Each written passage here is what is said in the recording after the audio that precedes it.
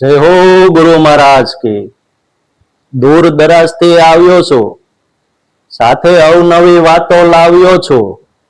જય હો ગુરુ મહારાજ કી. આવો આવો બાપુ, અંદર વહી આવો.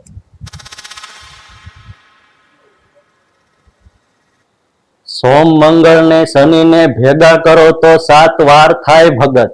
તેલમાં માખી પડે ને સાટી સાટીને સૂહી જાવ તો યમરાજ નરકમાં લઈ જાય ભગત. એટલે જ કહું છું, અમારા હકનું ખાશો નહીં, અમારા હકનું અમને આપજો, અમારા હકનું ખાઈને નરકમાં જાશો નહીં. આવો આવો બાપુ, પધારો.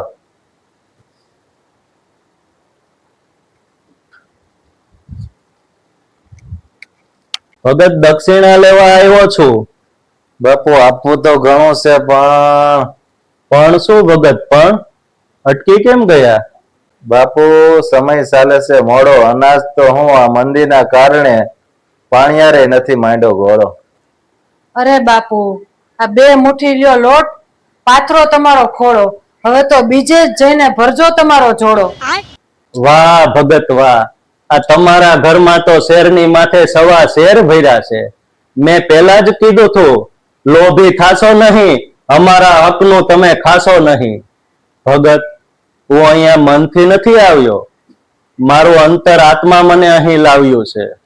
તમારા ઘરમાં પગ મૂકતા જ મને કંઈક અલગ આભાસ થયો છે.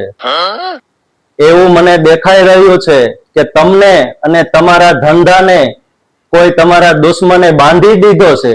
એ દુશ્મન બીજું કોઈ નહીં, પણ તમારા જ ઘરનો કોઈ વ્યક્તિ છે. ભગત, તદુપરાંત તમારી શાળા સાતી પણ ચાલે છે.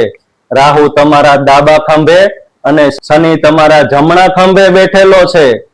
ભગત, ધાર્યું કામ કરવા જાવ તો તમારું કામ અણધાર્યું થઈને ઊભું રહે છે. ધાર્યું કામ ક્યાંથી થાય ભગત? તમારા ઘરમાં શનિની શાળા સાતી સાથે સાથે તમારા ઘરમાં મેલી ક્રિયા પણ કરેલી છે. તમારા ઘરમાં તમારું કોઈ સ્થાન, કોઈ માન કે કોઈ સન્માન નથી. તમારા દીકરી દીકરા તમારા કયામાં નથી, તમારા ઘરના તમારા હૈયામાં નથી. ભગત, તમારી મહેનત તો લાખની છે, ફળ તમને 5000 નું મળતું નથી ભગત. પણ હવે તમારે મૂંઝાવાની જરૂર નથી ભગત. રાહુને રાહ રાખીને અને શનિને શાનમાં સમજાવો તો જ પછી મને યાદ કરજો ભગત. પણ ભગત, તમારા ઘરમાં જે મેલી ક્રિયા પડેલી છે, તે મેલી ક્રિયાને સંપૂર્ણ સિદ્ધો ક્રિયા તમારે કરાવવી જ પડશે ભગત. પછી જુઓ ભગત, નાત જાત ને લોકોમાં તમારી વાહવાહી થશે, તમારા ધંધામાં બરકત આવશે, કુટુંબ ભાઈ દીકરાઓ તમને કામે કાજે યાદ રાખશે ભગત. પછી જુઓ ભગત, આ સંપૂર્ણ સિદ્ધો ક્રિયા કર્યા પછી દીકરી દીકરો તમારા કયામાં રહેશે, આ તમારા ઘરના તમારા હૈયામાં રહેશે. આ સંપૂર્ણ સિદ્ધો ક્રિયા કર્યા પછી તમારા ઘરની બહાર પગ મૂકતા જ તમારા ઘરમાં સોનાનો સૂરજ ઉગશે ભગત. તો ભગત, મનના મોળા ના થતા ભગત. તમારા હૈયાને હાનમાં સમજાવીને આ પાડજો ભગત. તો બોલો ભગત, સંપૂર્ણ સિદ્ધો ક્રિયા કરવી ને ભગત? ના ના બાપુ, આવા ધંધીના મારે કઈ કરવા નથી. થોડીક દક્ષિણા લ્યો, ફરી વાર ક્યારેક પધારજો. લે, હું વયા જાઉં? તમારે કઈ બુદ્ધિ છે કે નહીં? મારે હું હાવ ગરીબાઈમાં તમારે ગોલ્ડું થઈ જવાનું? મારે કઈ શોખ નહીં હોય? મારે હોટલમાં ખાવા જવું, મારે બ્રાન્ડેડ કપડા પહેરવા છે. આ મારી બેનપણીને જોઈ છે, એનો ઘરવાળો ક્યાંક ને ક્યાંક ફરવા તો લઈ જાય છે અને હોટલમાં તો દરરોજ ખાય છે. બાપુ, તમે તમારે તૈયારી કરો, એ ભલે ના પાડે. સંપૂર્ણ સિદ્ધો ક્રિયાની તૈયારી કરો તમે, તૈયારી.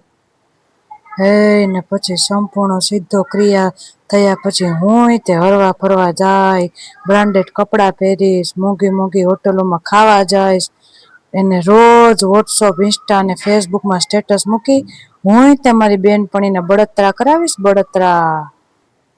તમારે બાપુ સંપૂર્ણ સિદ્ધો ક્રિયાની તૈયારી કરો, તૈયારી. તમે ખાલી બોલો.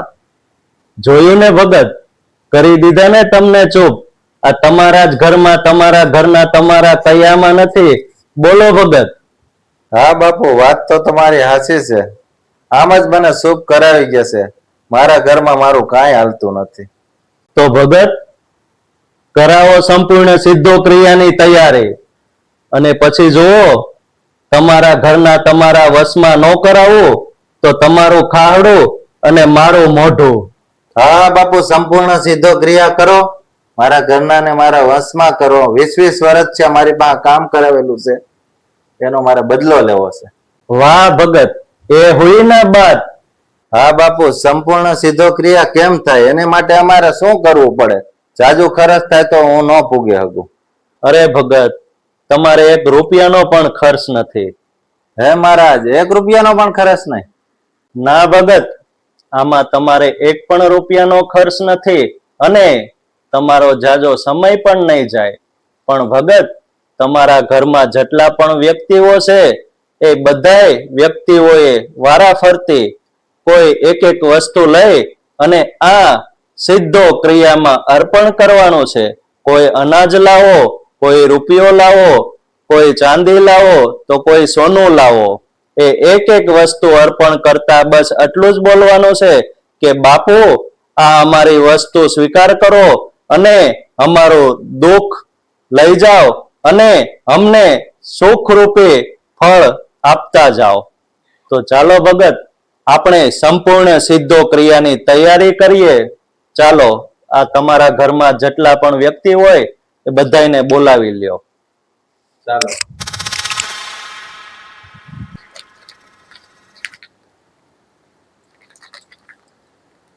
ચાલો ભગત, તમારા ઘરના વ્યક્તિઓ હોય એને બોલાવતા હો અને મેં જે વસ્તુ કીધી એ તમે આ સંપૂર્ણ સિદ્ધો ક્રિયામાં અર્પણ કરો.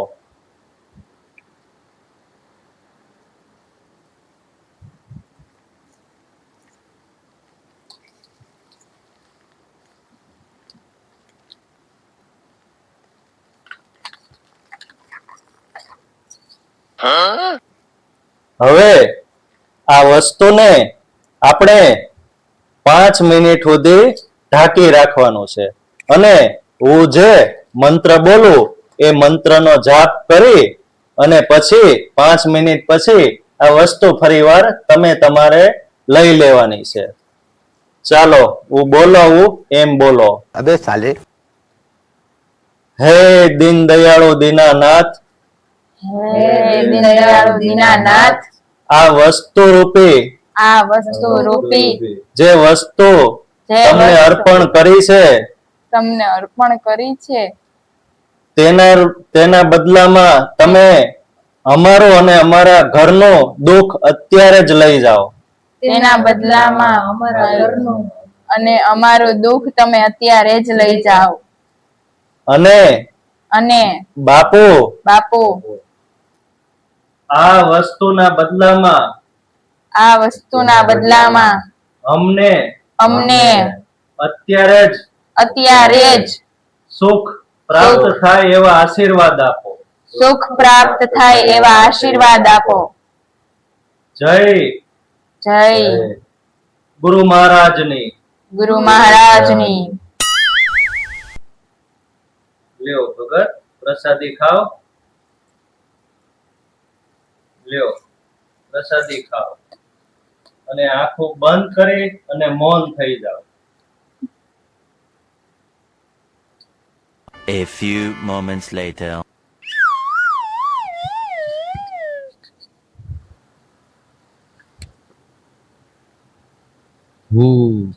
જ્યાં સુધી તમારા જેવા મૂર્ખાઓ છે ને ત્યાં સુધી અમારા જેવા ધુતારાઓને તો મોજ છે, મોજ હો. ભાગો હવે જટ અહીંથી. તમારે દીકરાઓ કરો આરામ, હું તો આ હેલો. પણ 1 મિનિટ, હજી એટલો માલ આવ્યો, હજી ઘરમાં કંઈક તો હશે. હાલ, હાથ સાફ કરવા દે. આમ પણ ઘરમાં કોઈ છે તો નહીં, ભારે મોકો છે.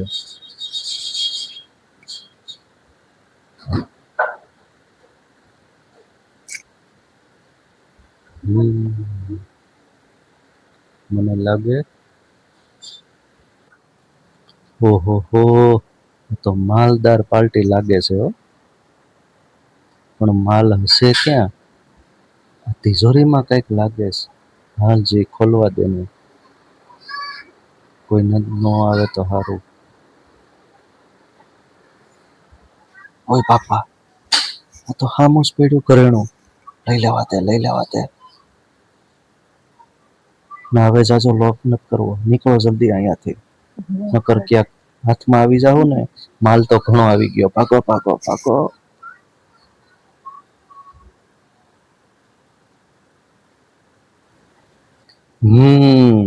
તમારે હવે ઘરના એકલા સંપૂર્ણ સિદ્ધો ક્રિયા કર્યા કરો. હું તો આ આયલો તમારો માલ લઈને. વસમાં તો હું ભાનમાં આવો પછી એકાબીજા માથાનો પસાડો તો કહેજો દીકરાઓ.